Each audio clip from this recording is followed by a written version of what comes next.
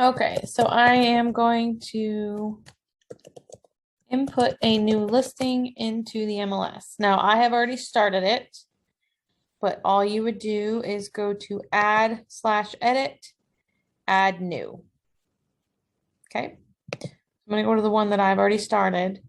When you create a new listing for the first time, it will automatically create it as incomplete. So you can come in here and start, put in some information and save it or submit, but it will be inactive. Okay, so once you've started it, it'll be in your incomplete listings and you go to edit. You click on single family, or if you're doing a multifamily, then you would click on multifamily. And again, when you first start, it's going to be incomplete and we'll keep it there until we're done. Then you just move through the tabs and fill in the information as it comes up. Your MLS ID will automatically be in there. And then you start to fill in the fields. Your list date is the day that you want it to show up as live active in the MLS. So today is my list date. Expiration date is the expiration date in your listing agreement. Okay, so I'm going to go to my dot loop.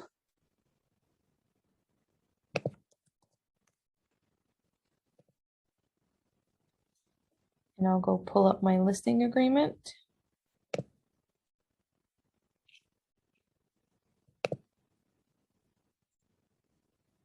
And use my expiration date.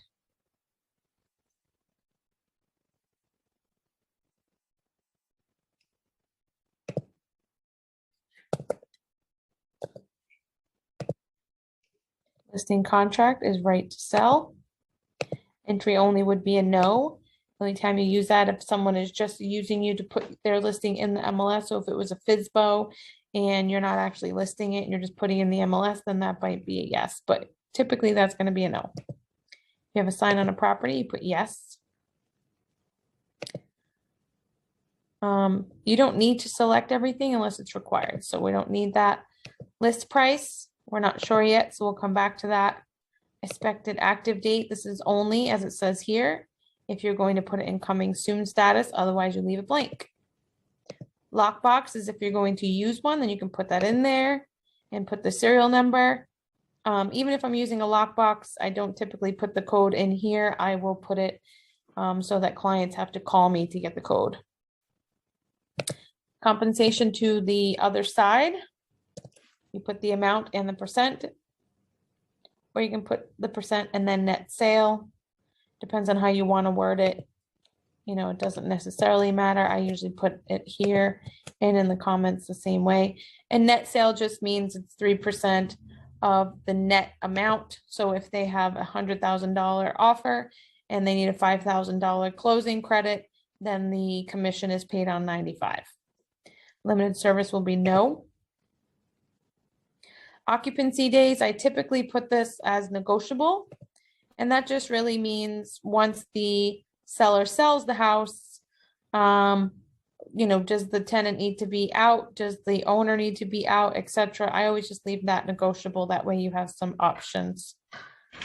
Terms available is not necessary, so we're not going to use it. And then deferred showing is if you are going to put the property in the MLS, but you cannot show it on the same day that it's listed, then you need a deferred showing form.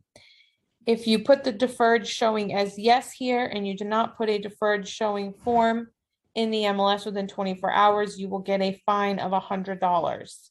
So I always leave it no until I have that form signed, ready to go and put into the MLS. And let's just verify if I already have it signed. I do, so I can leave it as yes.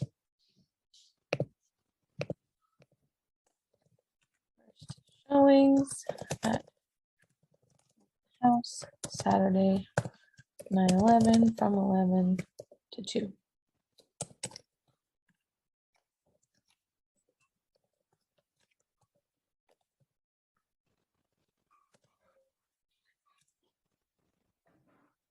And then we'll come back to public remarks.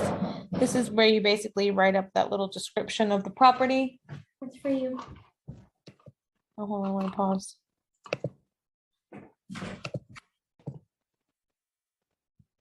All right, let's go back. Okay. InstaView tour, yes, that's basically just a little tour that the MLS creates. Send to List Hub is always yes. That's how your listings get sent out to all of the internet sites. If you have a virtual tour, you can put that in here. You put the link to it in here. And then all of these other things you're going to leave as yes. And this is basically so that all of your websites will get populated with your listing. So leave those all as yes. Okay. Go on to the next tab. Then you put in the address and the plat and lot.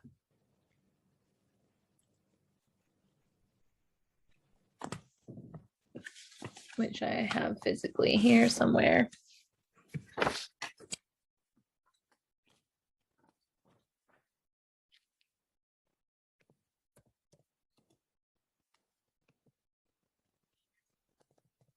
You can get plat and lot from previous listings, or you can get it from the tax card.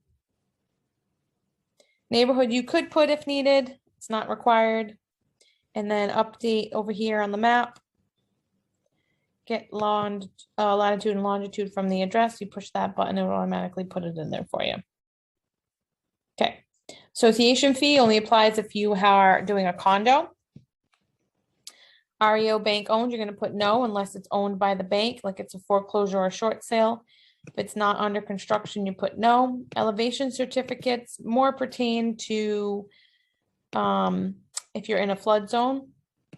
If not, just put no. Same thing with LOMA. That's typically has to do with the flood zone.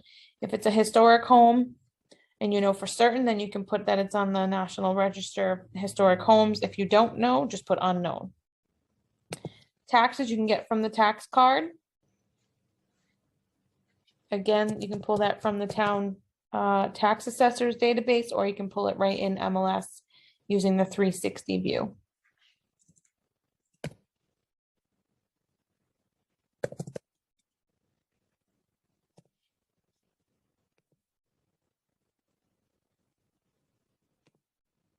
It's not on leased land, you put no.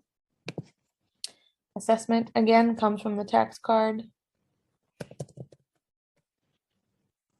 And then all the rest of this information comes from the tax card, or if you look up the home in MLS and do 360 view, you can get most of it from there. Short sale is a no, unless you know that it is a registered adult community. That's if it's a 55 and over, or if it's special housing, and if the owner is a licensed real estate agent. Now, anytime you can hit submit listing, and it's going to keep it in the status that you had it in. Okay. And then if you want to edit it, you just click on your number again and hit edit. Okay. So we did that. Now we can go to interior info. Your above grade living square footage. Again, all of this comes from the tax card.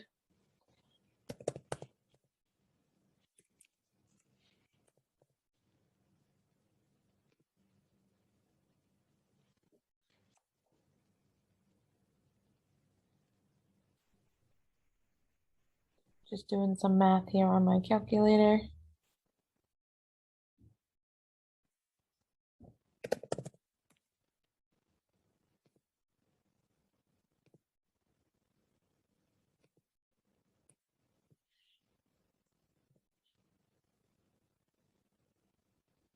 Now, you should be following what is in the tax card for bedrooms.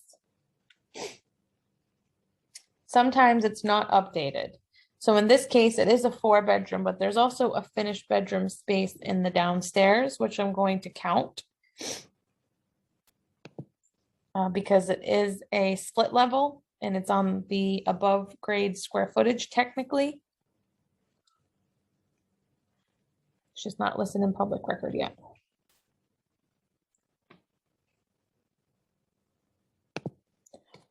Make sure that if it has a tub that you show that, because a lot of people really want a tub, but not a lot of homes really have them anymore for whatever reason. We don't have any fireplaces.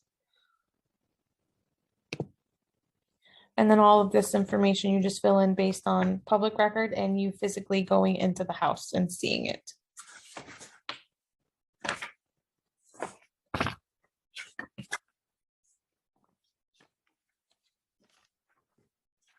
I tend to print these things out. It's just easier for me.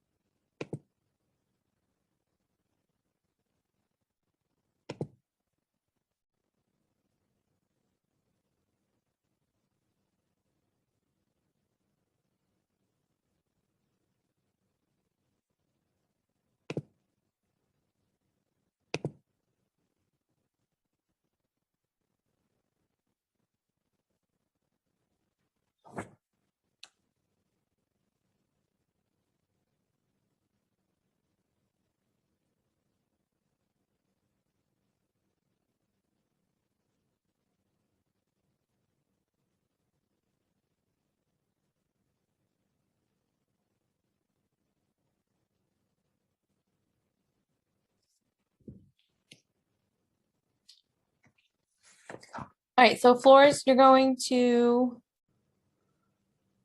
pick all the different types.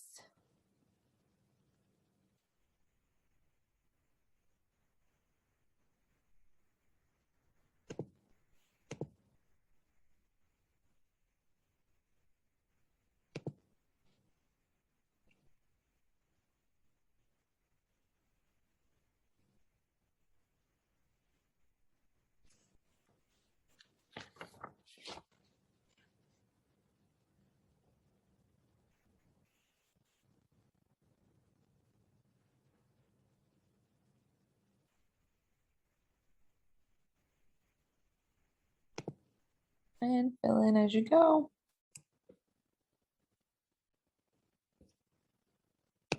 Okay. Now rooms, I always list out the rooms individually and what level they're on. I like to put helpful information. Some people just skip this. You can, but I try to put it in because it's helpful. So you literally just pick which room and then what floor it's on. And I won't do that for this video. We'll go to site and building info. Okay, so now again, all this you're going to get from the public record and or tax card. If it's not required and you don't know, then don't fill it in. You only fill in what you know. And if it's required and you don't know, then you figure it out. So if you don't know heating costs, don't put it in. Energy info, only if it's a green construction, those are special. You would know if it was one, otherwise you just leave it as no. And then Rhode Island Living featured property. This is only if you want to pay the extra money and be the featured property on the Rhode Island MLS site. After you've finished everything that you're supposed to do and you're ready to list it, then you go to edit, single family, and then you would change this to active and hit submit again. If there was anything missing, you would get a notice that you had something missing. And that's all.